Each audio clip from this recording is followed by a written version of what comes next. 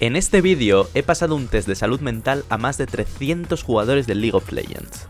He hecho una revisión sobre sus efectos positivos y negativos en el cerebro, y no me esperaba estos resultados.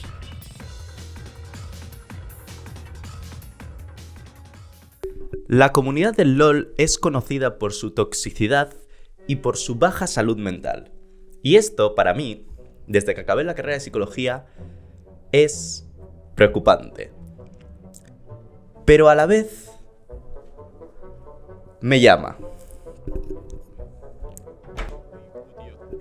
No tiene ulti. Bro. ¡Madre! ¡Qué toxicidad!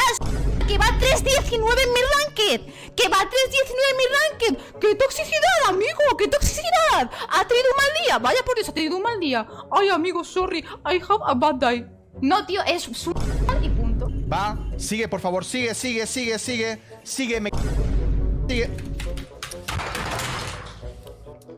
Chat, he roto absolutamente todo.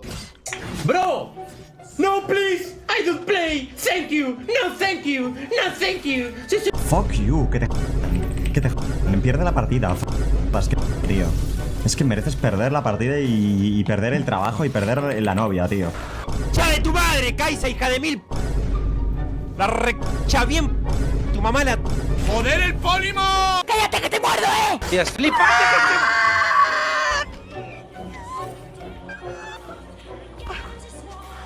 ¡No puedo más! League of Legends es el videojuego que hace que la gente se comporte así. ¡Cállate que te muerdo, eh! Y desde que acabé mi carrera de psicología, soy Nini, pero me di cuenta de que ahora tengo las habilidades para medir la salud mental de esta gente. Y quería ver si League of Legends afectaba a la salud mental de estas personas.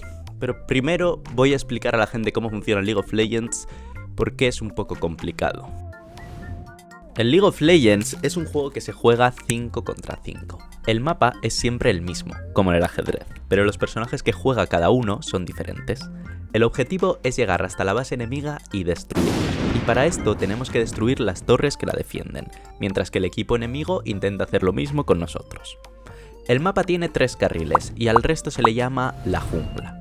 Y antes de empezar una partida, los jugadores se asignan a sí mismos un rol dependiendo de dónde quieran jugar.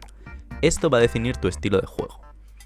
Cuando estás en una línea te encontrarás estos pequeños esbirros que son nuestros suicidas personales. Si llegan a la torre podremos hacerle daño a esta mientras dispara a los minions, y así abrirnos paso hasta la base enemiga. Tu campeón tiene 4 habilidades o más, y hay más de 160 campeones, cada uno se juega de manera distinta.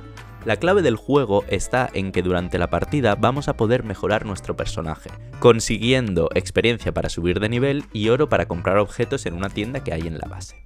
Así nos iremos haciendo más fuertes que los enemigos si conseguimos más oro que ellos. Todo lo que da oro es importante, y casi todo da oro. Cada uno de los minions da oro si le das el último golpe. En la jungla hay monstruos que dan oro si los matas. Los campeones dan oro al matarlos. Las torres dan oro y cada cierto tiempo aparece un monstruo más grande que da oro también. Por lo tanto, cuando estemos jugando tenemos que estar pendientes de conseguir todo el oro que podamos y de negárselo al rival. Y no se nos olvide que es un juego de equipo, por lo que también dependemos de crear estrategias con nuestros compañeros. Y la comunicación se basa en un chat escrito y señales. Con que sepas que hay que destruir la base enemiga y que hay que conseguir todo el oro posible para ganar, me sirve para seguir con el vídeo. Si quieres algo más profundo, hay un vídeo de Pochipom que lo explica. Ahora que ya sabes cómo funciona el juego y cómo es su comunidad, supongo que quieres saber por qué es así. Pero antes de ver la parte negativa, quería ver qué ventajas tiene el LoL. Porque algo positivo tiene que tener, ¿no? Al final, League of Legends no es un juego fácil, necesitas precisión, estar atento a todo lo que sucede en pantalla, reaccionar con rapidez, tomar decisiones constantemente, comunicación con tu equipo y readaptarte constantemente a tu entorno. Todo esto lo hacemos mediante nuestras habilidades cognitivas, y como la mayoría de habilidades cognitivas se pueden entrenar. Luego tendría sentido que los videojuegos que requieren de este tipo de tareas sirvan para entrenarlas y que estemos realmente entrenando nuestro cerebro mientras jugamos. En este estudio de 2022 pasaron diferentes test psicológicos a un grupo de 36 jugadores de League of Legends. Importante mencionar que esto es un grupo bastante pequeño, lo que le resta validez al estudio, por lo que no hay que tomar los resultados como la verdad absoluta. Pero aún así salieron cosas interesantes. Con estos test evaluaron la inteligencia fluida, la inhibición atencional, la toma de decisiones, la memoria de trabajo y la flexibilidad cognitiva. Y los compararon según su rendimiento en League of Legends. No encontraron diferencias estadísticamente significativas en la mayoría de comparaciones, pero sí en la más relevante. Los jugadores que tenían más elo puntuaron más alto en flexibilidad cognitiva. Esta es la capacidad de adaptarse a nuevas situaciones y crear nuevas estrategias constantemente. Además de esto, los jugadores con más minions por minuto puntuaron más alto en toma de decisiones, lo que tiene que ver con la anterior. Cuando vemos estos resultados, no podemos confirmar que jugar al LoL te haga más inteligente. Pero, ¿y si sí? La flexibilidad cognitiva es algo que se entrena y que lo usas constantemente mientras juegas al LoL. Así que puede que el LoL sea una herramienta para entrenar esto. Lo que no se ve es cómo afecta esta flexibilidad cognitiva al resto de tareas que la requieren fuera de un videojuego. Además de este estudio, en este vídeo de Wired de hace 6 años probaron a gamers versus no gamers en distintas pruebas psicológicas. Y el chaval que juega 10 horas al día al LoL queda por encima del 98% de la población en estas pruebas. En otro vídeo de Fnatic podemos ver los tiempos de reacción de los pro players del LoL. Y joder, estos tiempos de reacción se pueden comparar a los pilotos de cazas o de Fórmula 1. Pero vale, no todo puede ser bonito. No todos somos jugadores profesionales o streamers que se pueden dedicar a vivir de ello. Y además, esto pasa. ¡Concha de tu madre, Kaisa, hija de mil putas!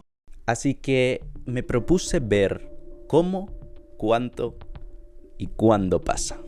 Así que empecé a plantear un experimento. Lo primero de todo, disclaimer. Sí, tengo la carrera de psicología. Hay un vídeo de Julio Ensalada que lo explica. Soy un profesional con suficiente experiencia y he dedicado el suficiente tiempo y esfuerzo para que esto sea todo lo accurate que debería de ser. ¿Como un estudio científico? No. Este estudio no se tiene que tomar como evidencia empírica, pero lo he hecho lo mejor que he podido y han salido cosas muy interesantes. Lo primero que hice fue definir las variables dependientes, lo que quería analizar, que en este caso fueron la toxicidad percibida y afligida, la experiencia de juego y la ansiedad. Y después las variables independientes, los grupos que quería comparar, que fueron edad y género, las horas de juego y el modo más jugado. Para calcular la toxicidad percibida y afligida, creé varias preguntas que tenían que ver con el tema. Y para calcular la ansiedad me basé en el inventario Ansiedad Estado Rasgo, un test sencillo y rápido que se utiliza para hacer una primera evaluación de si alguien puede tener un trastorno de ansiedad. Lo bueno de usar este test es que ya está probado y las puntuaciones realmente están basadas en la media de la población, por lo que será más específico que el de toxicidad, que me lo he inventado. Disclaimer, si tenéis problemas de ansiedad, por favor, deberíais acudir a un profesional y no a un vídeo de YouTube o a un test que habéis visto en Reddit o Discord. Calculé cuántos participantes necesitaría en mi muestra para que los resultados fueran estadísticamente significativos. Esto quiere decir que se pudieran generalizar al resto de jugadores del juego. Y el mínimo eran 110 respuestas. Así que subí la encuesta en español a Reddit y la pasé por el servidor oficial de Discord de League of Legends. Empecé a pasar la encuesta a mis amigos loleros y mi idea principal era que estos amigos loleros se lo pasaran a otros amigos loleros y que estos amigos loleros se lo pasaran a otros amigos loleros y que estos amigos loleros de los amigos loleros se lo pasaran a otros amigos loleros de los amigos loleros y que estos amigos loleros de los amigos loleros de los amigos loleros se lo pasaran a otros amigos loleros de los amigos loleros de los amigos loleros. Y así sucesivamente. A esta técnica se le llama bola de nieve. Pasaron 2 semanas y conseguí 39 respuestas. Necesitaba otra estrategia. ¿Dónde más podría encontrar a jugadores de League of Legends? ¿Dónde podía interactuar con esta gente mediante un chat o algo más directo? ¿Dónde había gente que podía influir, que podía hacerme patrocinio gratuito? Estoy haciendo un estudio sobre el LoL y la salud mental por si a alguien le interesa responder la encuesta. Julio Ensalada, ese estudio va a estar guapo, Hostias.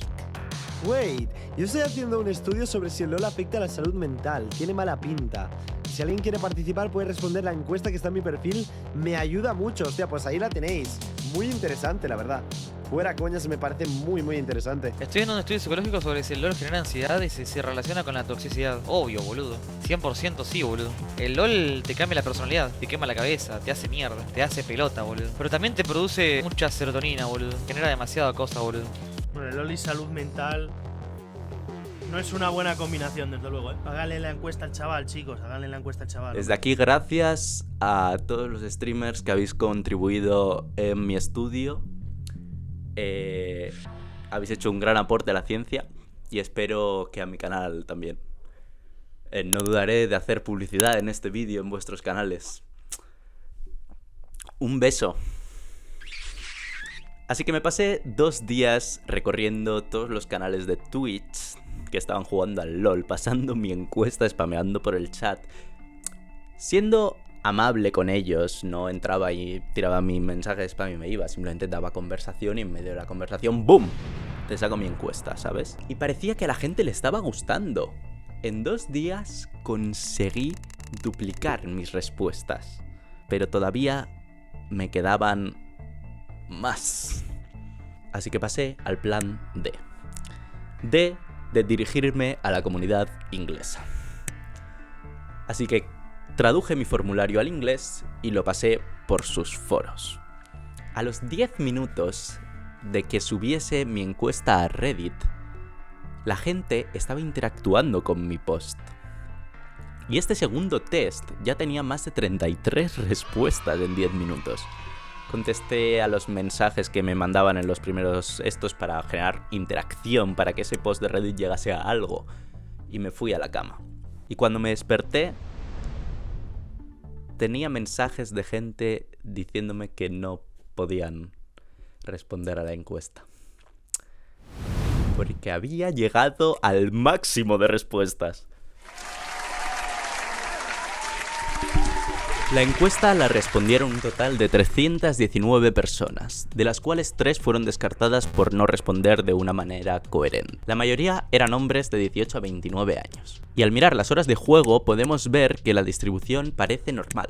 Cuando digo normal me refiero a la normalidad estadística, que es cuando los datos están distribuidos de manera simétrica y descendiente hacia los lados, formando una campana de Gauss. Esto quiere decir que el 66% de la población estaría en la normalidad, y hacia arriba y hacia abajo serían más altos de lo normal o más bajos de lo normal. Esto aparece en todo tipo de análisis, desde coeficiente intelectual, ansiedad, unas canicas que caen por una rampa o las horas que juegan al LoL. La mayoría de los jugadores han indicado que su modo de juego más jugado fue el competitivo, y un 7,3% que es el único modo que juegan. Sin embargo, como era de esperar, las puntuaciones en la escala de ansiedad parecían también distribuidas de manera normal, por lo que podríamos ver fácilmente si un grupo de personas está por encima o por debajo de la normalidad. Así que vamos a comprobarlo. Para esto me di cuenta de que tenía que hacer una distinción importante. Porque los efectos que buscaba era algo que tenía que pasar en la gente que jugase al LoL. Que jugase al LoL lo suficiente para que el LoL hiciese efecto en él. Así que separé la gente que jugaba más de 10 horas de las que menos, creando así un grupo experimental y un grupo de control, para poder comparar si estas puntuaciones se estaban dando por jugar al LoL más de 10 horas o simplemente toda la población que tenía estaba en estas puntuaciones. La primera variable que vamos a ver es la experiencia de juego negativa. Cuanto más alta es la puntuación, peor la experiencia de juego. Para darle un formato más entretenido, vamos a hacer top 4 peores experiencias en el LoL, científicamente. En el número 4, casual. En el número 3. Otro. Quiere decir que solo 4 personas juegan a otro. And the winner is... competitivo. Mi hipótesis era cierta. La gente que juega competitivo puntuó como que su experiencia en el LoL era más negativa que las demás. Después pregunté cómo de tóxica creían que era la comunidad del LoL. Y en una escala del -2 al 2, la media fue de 1,28. Si separamos en distintos grupos, podemos ver que los que más tóxica la percibieron fueron los jugadores de ARAM y otros. La mayoría de participantes puntuaron alto cuando se les preguntó si la comunidad del LoL es tóxica. Pero cuando miramos cómo de tóxicos estaban siendo ellos, la mayoría no puntuaba para nada alto. En una escala del -6 al 6, la media fue de -2,4. Luego, o nadie que respondió a la encuesta era tóxico, o elegía a las personas menos tóxicas del LoL, o puede que la gente tóxica hiciera más ruido de lo normal. Y no toda la comunidad del LoL fuera tóxica, sino que unos pocos hicieran verla de esa manera. Y es que si miramos la diferencia de medias entre la gente que solo juega competitivo con el resto, hay 2,44 puntos de diferencia. Y es estadísticamente significativa. Así que podemos decir que la gente que juega solamente competitivo es un 20% más tóxica que todo el resto. Mirando la ansiedad rasgo, mi primera hipótesis fue que cuantas más horas alguien jugara al LoL, más alto puntuaría en ansiedad. Así que calculé la correlación y... estaba equivocado. Además de tener una relación muy baja, no era significativa. Interesante. Vale, pero viendo lo anterior, de algún sitio tenía que salir. Y entonces pensé, ¿qué pasa si comparamos la gente que solo juega competitivo con el resto? La gente que solo juega competitivo ha puntuado hasta 3,7 puntos más alto en la escala de ansiedad. Vale, esto es algo. Podría ser que el LoL no fuera malo per se, sino que el exceso de este estuviera provocando algo. Aunque obviamente los creadores del LoL, al menos al principio, no eran unos psicópatas intentando crear la droga perfecta o entrenar tu capacidad de reacción o de toma de decisiones, este juego lo hace y está fuera de su control. Para conseguir esta parte positiva, se estimula el sistema de recompensas de nuestro cerebro. Cuando hacemos algo bien, nos dan una recompensa. Oro, experiencia, un texto en pantalla, un sonido, unas luces, unos números grandes. Esto genera dopamina, aumentando la motivación para conseguir más. Y es constante. Cada oleada, cada habilidad, cada vez que le baja la vida a un enemigo, es una pequeña recompensa. Y luego hay grandes recompensas. Una kill, comprar un objeto, un monstruo épico o ganar una partida. Pero no siempre lo conseguimos, también hay castigos.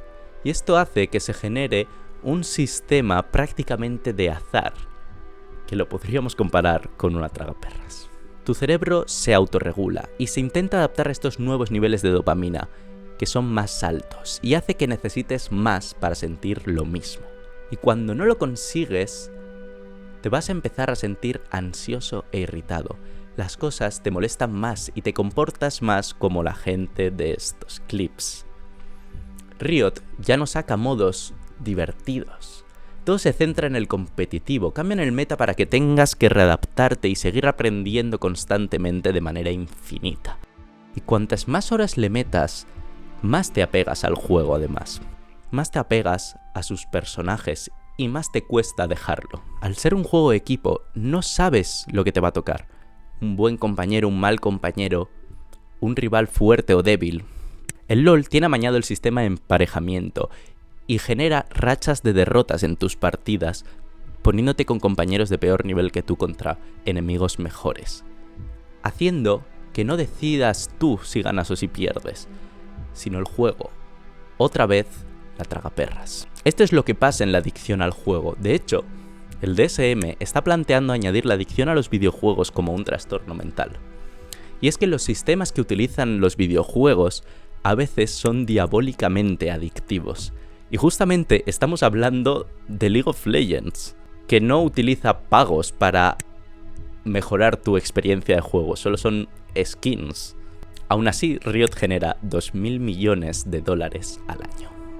Y te estarás preguntando, pero entonces, Julio Ensalada, ¿cómo hago para disfrutar del LoL y sacar su lado positivo?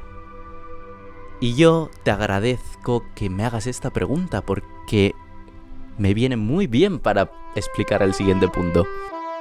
Como hemos visto, la mayoría de jugadores no llegan a este punto. Y es que, de una manera dosificada y siempre que no ocupe la mayor parte de tu vida, puedes conseguir las ventajas que hemos mencionado antes, tanto del LoL como de otros videojuegos.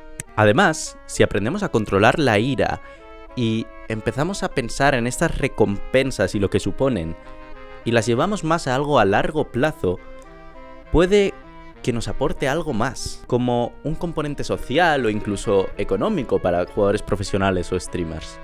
Pero si empiezas a dejar otras cosas de lado, otras cosas que antes eran importantes para ti, de tu vida, o ves que esto te está afectando de alguna manera, si empiezas a notar esta apatía, esta falta de motivación, tómate un descanso. De 1 hora, lo que sea, sal a la calle un rato, despéjate, suelta el ratón, toca hierba.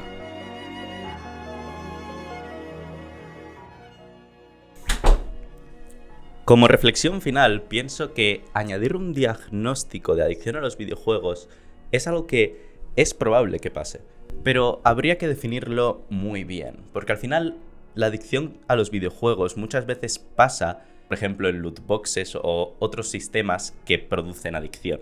Al final el videojuego es un arte muy único, son obras que combinan el resto de artes y lo convierten en algo interactivo.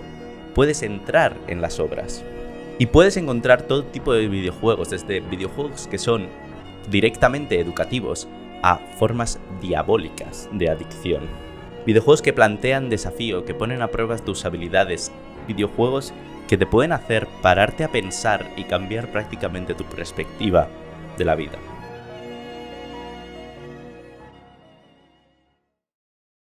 Vale, este vídeo creo que va a ser largo. Y si has llegado hasta aquí, gracias. Ahora dale al like y suscríbete. Vuelvo a recordar que aunque tenga bastante idea de lo que hablo, no he seguido una metodología súper exacta y hay muchas cosas que mejorar en este estudio, pero creo que cuento una historia y que las conclusiones a las que llego son verdad. También sé que hay más análisis que puedo hacer con estos datos. Y de hecho, si este vídeo llega a algo o si os apetece, podéis poner en los comentarios qué análisis queréis que haga con los datos que he mencionado. Si se os ocurre algo que yo me he podido saltar. Y subiría un vídeo dentro de un par de semanas con estos análisis. También me podéis proponer hacer otros estudios en otros videojuegos que también involucren la psicología, aunque no tengan que ver con ansiedad o toxicidad. Y aunque sean en otras comunidades que no sean la del LoL. Ponedme brainstorming, porque me lo he pasado bastante bien haciendo este estudio y en un futuro quiero hacer más del estilo. Y estos serán cada vez mejores, espero. Así que ponlo en los comentarios y suscríbete para no perderte lo que pase en el futuro en este canal. Mírate un par de vídeos del canal porque seguro que si te ha gustado este te van a parecer bastante interesantes y tal. Y sobre todo, gracias.